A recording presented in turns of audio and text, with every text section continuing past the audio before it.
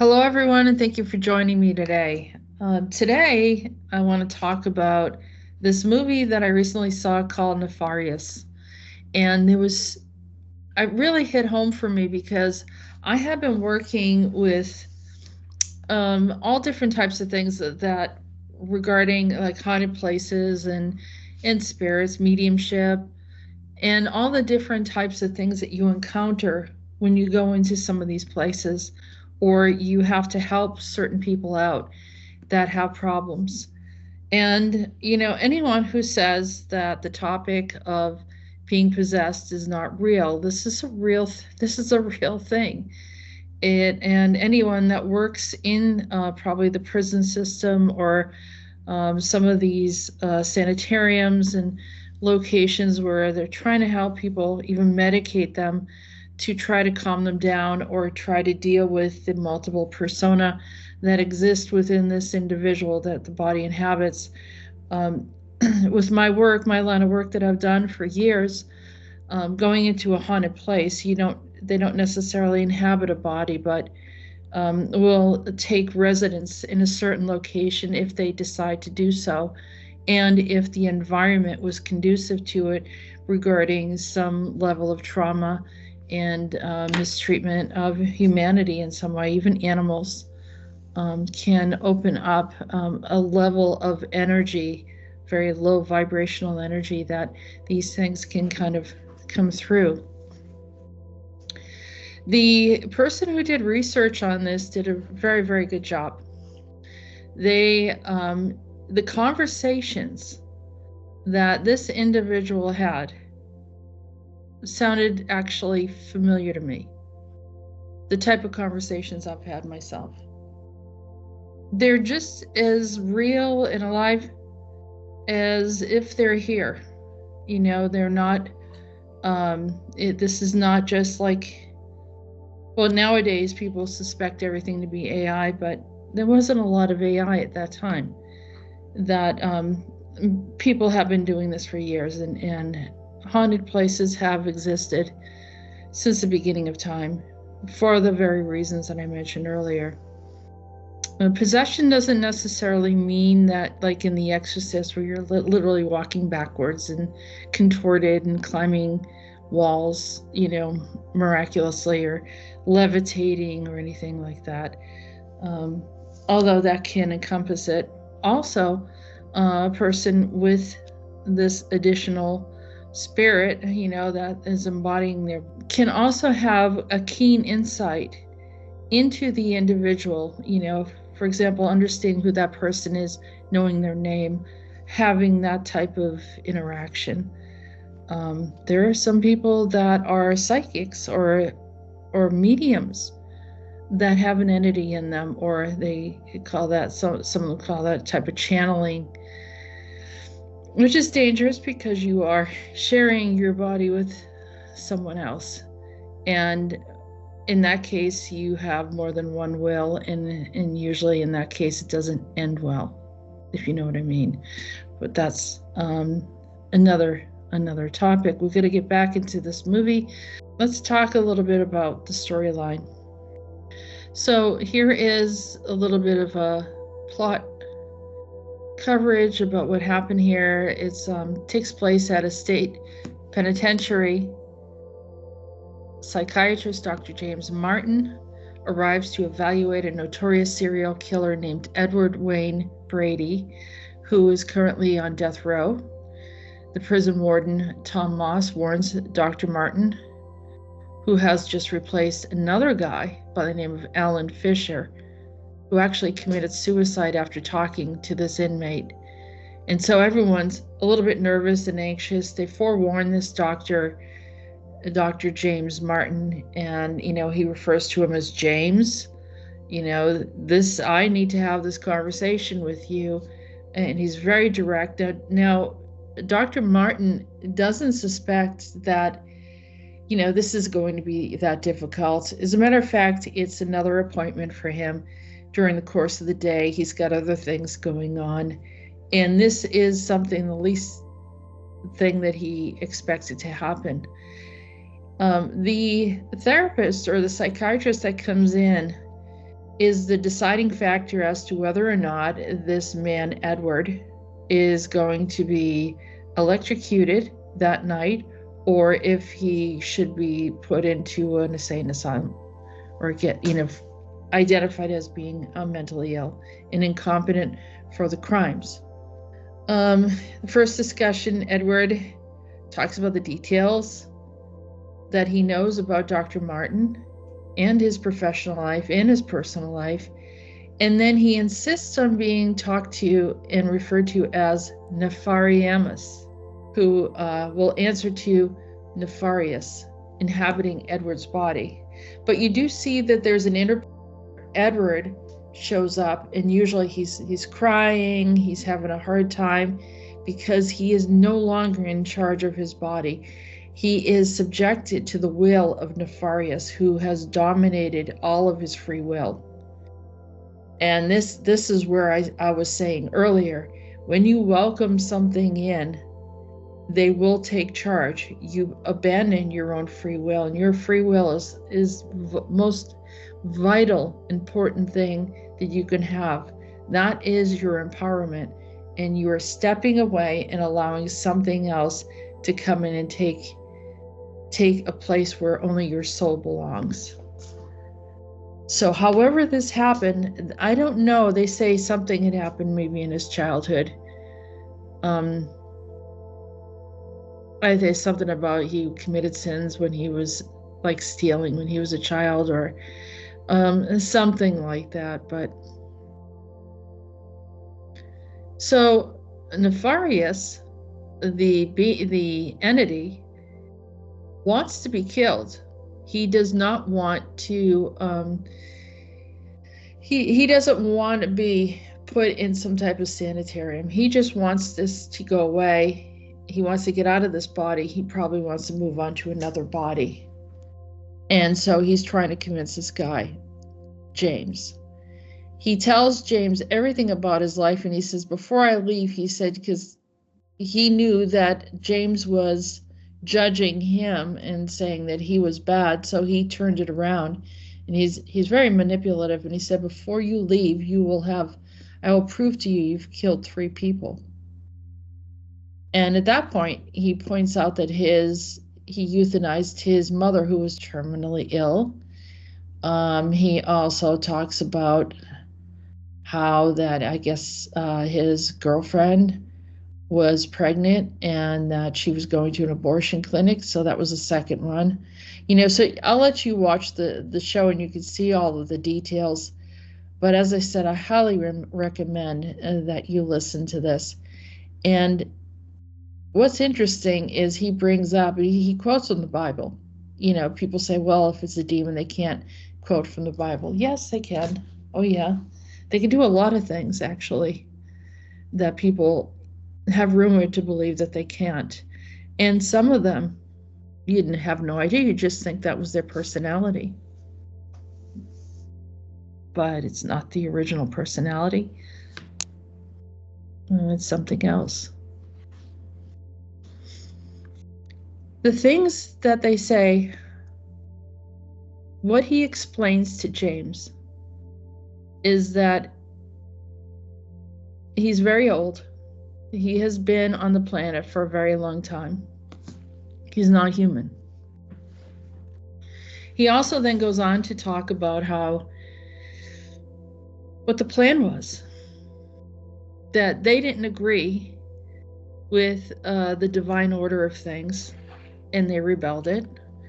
I think there's a lot of reference to like fallen angels, like as if he was a fallen angel, or just a being that chose not to follow in that path. And then he decided that he was going to convince humans to do things to create this division between them and God, because it then causes even more problems, because humans were put on a pedestal from his perspective. Now, for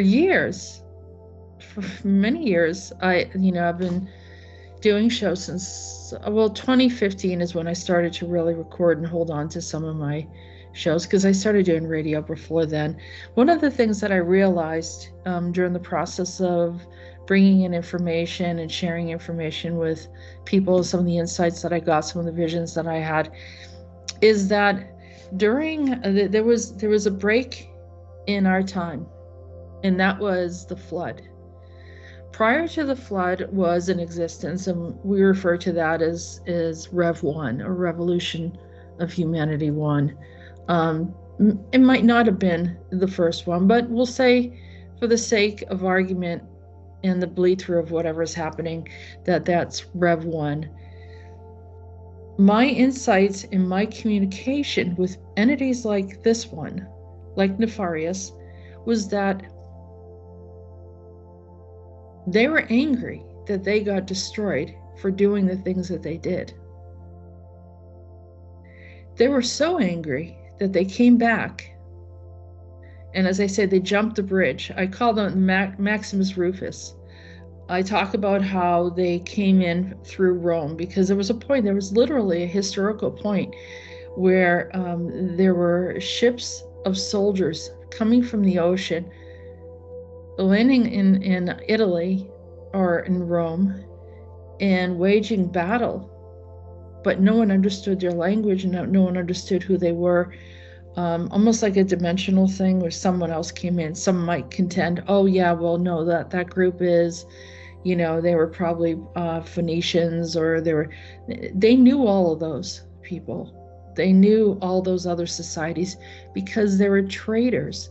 They would trade items. They would, get spices from the east. They would get, whatever type of product that they needed. Silks and other things that they thought was interesting, and perfumes and so forth. So they were familiar with all of the cultures. And this was a very sophisticated culture, and they did not recognize the language. And they waged war with them, and then they got in their boats and left and disappeared, and no one knew where they went. And that's in history. My theory, which I cannot prove, but my theory is that was a bleed through from another reality, or from an earlier time period where the Rev 1 group lived.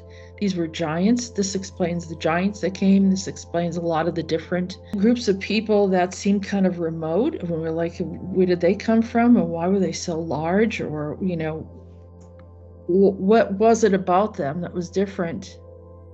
They had abilities that by the time after the flood, a lot of those abilities disappeared.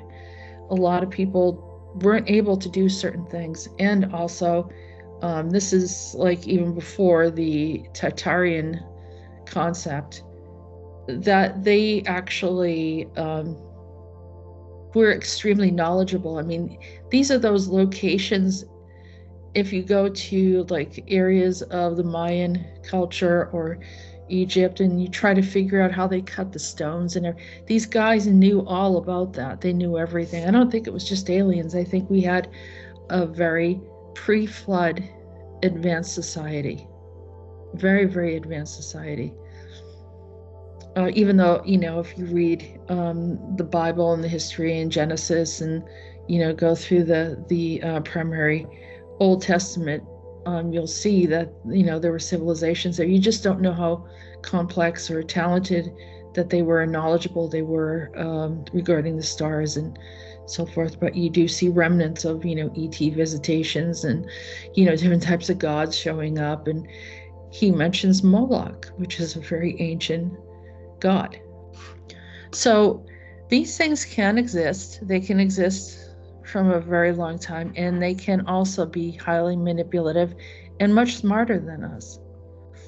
Not just from about technology, but understanding the laws of the universe, the things that get people entangled or snared, that captures their soul or prevents them from ascending, or which is why we have so many earthbound spirits, and especially now with the traumas and the entanglements and people fighting over what is good and what isn't.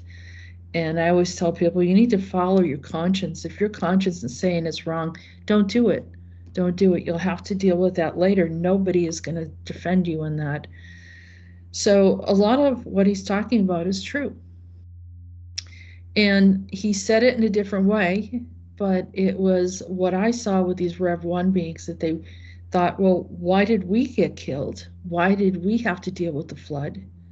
You know, did they figure out that this was going to happen, so they go back in time and then they avoid it and they jump forward, and then they cause all these problems for humanity?